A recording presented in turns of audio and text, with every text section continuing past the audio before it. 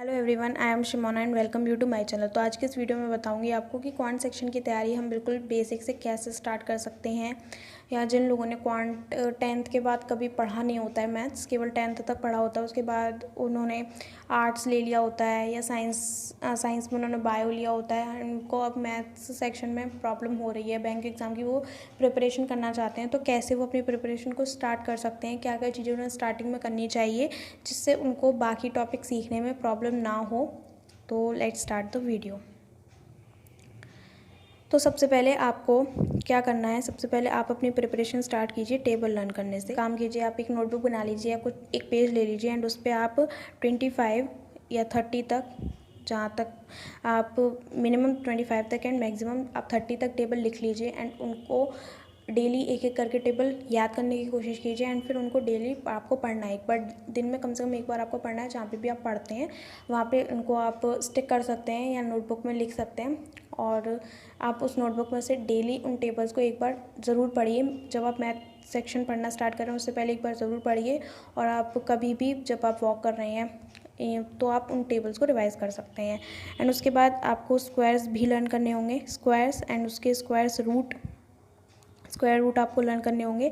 आपको स्क्वायर 25 तक लर्न करने हैं केवल एंड उसके आगे आपको यूट्यूब पे सर्च करना है 1 to 100 स्क्वायर ट्रिक। तो वहाँ से आपको 1 से 100 तक स्क्वायर निकालने की ट्रिक की एक वीडियो मिल जाएगी एंड वहाँ से आप स्क्वायर निकालना सीख सकते हैं एंड स्क्वायर रूट की भी आपको ट्रिक मिल जाएगी। तो आप यूट्यूब पे सर्च कीजिए स्क्वायर रूट ट्रिक, तो वहाँ से आपको स्क्वायर रूट निकालने की भी ट्रिक मिल जाएगी। एंड मैं क्यूब पे एंड क्यूब रूट, क्यूब जो आप कर सकते हैं केवल 25 तक कीजिए। 25 से ज़्यादा क्यूब हमारे काम नहीं आते, आपको 100 तक क्यूब करने की कोई ज़रूरत नहीं है, 25 तक ही काम आते हैं एंड क्यूब रूट आप निकालना सीख लीजिए। इसकी भी आपको यूट्यूब पे ट्रिक्स मिल जाएंगी। एंड उसके बाद आपको फ्रैक्शन, ये हमारे परसेंटेज टॉपिक का बहुत इंपॉर्टेंट पार्ट है, तो आपको फ्रैक्शन आनी चाहिए। आपको फ्रैक्शन आपको कहीं पे भी मिल जाएंगी, लाइक आप गूगल पे भी सर्च कर सकते हैं फ्रैक्शन फॉर बैंक एग्ज़ाम, और या फिर आप मेरा टेलीग्राम चैनल ज्वाइन कर लीजिए। इसका लिंक मैं आपको डिस्क्रिप्शन में दे दूँगी, वहाँ पे मैं आपको फ्रैक्शन की जो भी पिक है वो मैं आपको शेयर कर दूँगी, तो वहाँ से आप कर लेना। लाइक फ्रैक्शन होती क्या है, लाइक 1 बराबर 100% होता है, 1/2 बराबर होता है 50%, 1/3 बराबर होता है 33.33%।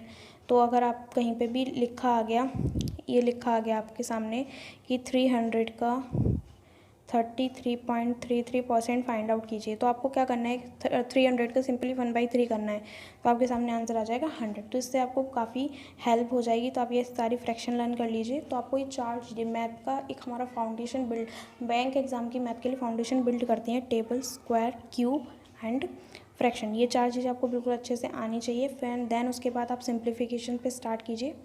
सिंप्लीफिकेशन में आपको सबसे पहले ये बोर्ड मास का रूल पता होना चाहिए। काफ़ी लोगों को ये पता नहीं होता है, लाइक अगर उनके सामने ये लिखा आ गया कुछ इस तरीके से 50 × 30 प्लस 16 -55 डिवाइडेड बाई 11, तो उसको वो लोग लेफ्ट साइड से स्टार्ट करना स्टार्ट कर देते हैं, लाइक पहले मल्टीप्लाई करेंगे, देन प्लस करेंगे, देन माइनस, फिर डिवाइड। तो हमें इस तरीके से नहीं करना है। हमें जो सिंप्लीफिकेशन सॉल्व करना होता है वो इस रूल के अकॉर्डिंग करना होता है। काफ़ी लोगों को ये चीज़ पता होगी, बट जो बिगनर हैं या उन्होंने काफ़ी दिनों से मैथ नहीं पढ़ा है तो उनको ये चीज़ नहीं आती होगी कि हमें बोर्ड मास के रूल के अकॉर्डिंग करना होता है।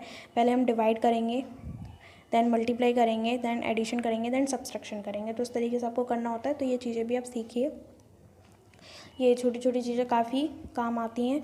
एंड तो आप कहाँ से कर सकते हैं, आप अड्डा की प्लेलिस्ट से कर सकते हैं, वहाँ पे आपको हर टॉपिक बहुत अच्छे से दिया हुआ है। पहले आपको जो टॉपिक क्लियर करने हैं, सिंप्लीफिकेशन, नंबर सीरीज, क्वाड्रेटिक करने हैं, बिकॉज आपको अगर आप स्टार्टिंग में इन टॉपिक्स को क्लियर कर लेते हैं तो आपके पीओ एग्जाम में 10 मार्क्स एंड कोई भी क्लर्क एग्जाम के प्री में आपके 15 मार्क्स बिल्कुल श्योर हो जाएंगे। तो आप इनको बिल्कुल अच्छे से पहले स्टार्टिंग कीजिए। सिंप्लीफिकेशन आपको हो सकता है थोड़ा टाइम लगे सीखने में, तो आप सिंप्लीफिकेशन की बहुत सारी वीडियोस आप बस सर्च कीजिए यूट्यूब पे सिंप्लीफिकेशन फॉर बैंक एग्जाम, और वहाँ पे आपको जितनी भी वीडियोस आ रही हैं तो आप 2 to 3 डेज तक लगातार उन वीडियोस को देखने की कोशिश कीजिए। वहाँ से केवल सीखिए, अभी कुछ भी अपने आप से क्वेश्चन सॉल्व करने की कोशिश मत कीजिए। आप केवल उन वीडियोज़ को देखिए कि कैसे क्वेश्चन सॉल्व किए जाते हैं। एंड जब आप थोड़ा सीख जाते हैं देन फिर उन्हीं वीडियोज़ में क्वेश्चन खुद से बनाने की कोशिश कीजिए और देन आप प्रैक्टिस पे जंप कीजिए, और एक दिन में आप जितने भी सिंप्लीफिकेशन क्वेश्चन बना सकते हैं 50, 100 आप बनाने की कोशिश कीजिए। और आप अगर 5 डेज़ भी अगर आप इस टॉपिक को दे देते हैं अपना, तो आपका ये टॉपिक स्टार्ट अब बहुत स्ट्रांग हो जाएगा। तो सबसे लेकिन आपको सिंप्लीफिकेशन स्टार्ट करने से पहले जो चीज़ें मैंने आपको स्टार्टिंग में बताई थी, टेबल, स्क्वायर, क्यूब, फ्रैक्शन, ये आपको आनी चाहिए। तो आप इनको पहले बिल्कुल अच्छे से कर लीजिए 1 वीक में, एंड देन उसके बाद आप सिंप्लीफिकेशन पे जंप कीजिए। वहाँ पे अगर आपको 1 वीक भी लग रहा है सिंप्लीफिकेशन सीखने में, नो प्रॉब्लम, वहाँ से बस अच्छे से आप सिंप्लीफिकेशन सीखिए और फिर उसकी डेली प्रैक्टिस कीजिए। एक बार सीख जाएंगे दैन आपको डेली प्रैक्टिस करने में 15 मिनट से ज़्यादा टाइम नहीं देना है सिंप्लीफिकेशन को। ये आपने कर लिया। दैन इसके बाद आपको इस तरीके से ही नंबर सीरीज़ करना है। नंबर तरीके के हमारे पास नंबर सीरीज़ आती हैं। एक मिसिंग नंबर सीरीज़ होती है, एक रॉन्ग नंबर सीरीज़ होती है। मिसिंग नंबर सीरीज़ में आपको इस तरीके से पैटर्न दे दिया जाएगा और लास्ट वाला है, कोई भी मिडिल टर्म आपसे पूछ रहा है, ABCD एक सीरीज़ है, आपसे लास्ट वाला टर्म पूछ लिया कि इसमें कुछ पैटर्न लग रहा होता है, हमारा वो पैटर्न फाइंड करना होता है। तो आप बस डाल दीजिए missing number series for bank exam, तो वहाँ पर आपको काफ़ी वीडियोज़ आ जाएंगी। आप उनसे देख के सीखने की कोशिश कीजिए और आपको बस इसमें ज़्यादा मेहनत नहीं करनी पड़ेगी। आपको 1-2 दिन वीडियोस देखनी पड़ेंगी, देन आपको इसकी प्रैक्टिस ही करनी पड़ेगी। नंबर सीरीज़ का कुछ फिक्स पैटर्न होते हैं, आपको जो आप वो वीडियोस देखेंगे तो आपको जो कुछ फिक्स पैटर्न है उनको नोट कर लेना है एंड आपको वो समझ में आ जाएंगे। आप उस अपने नोटबुक में जो आपने क्वांट के लिए बनाई है वहाँ से आप नोट कर लीजिए एंड फिर आपको नंबर सीरीज़ की बस डेली प्रैक्टिस करनी है। उसके अलावा नंबर सीरीज़ इम्प्रूव करने का कोई भी और तरीका नहीं है। एंड उसके बाद आपको इस तरीके से ही क्वाड्रेटिक में करना है, क्वाड्रेटिक में, एंड इन दोनों को 15 डेज़ में सीखने के बाद आपको केवल डेली इनकी प्रैक्टिस करनी है और कुछ भी नहीं करना है। देन फिर आप मूव करेंगे अर्थमेटिक पे। अर्थमेटिक आपको पूरा एक साथ फिनिश नहीं करना है, इसके कुछ टॉपिक है जो मैं आपको बता देती हूँ, लाइक परसेंटेज, रेशियो, एवरेज। इनको सबसे पहले क्लियर करने की कोशिश कीजिए, बिकॉज अगर आपके ये 3 टॉपिक क्लियर हो जाएंगे तो फिर आप DI पे मूव कर सकते हैं, क्योंकि जो प्रीलिम्स लेवल की DI होती है और बहुत सारी मेंस लेवल की DIs भी ऐसी होती हैं जो आपके इन्हीं टॉपिक से बनती हैं। तो अगर आपके ये टॉपिक क्लियर होंगे दैन आप DI पे जंप कर सकते हैं ईजिली।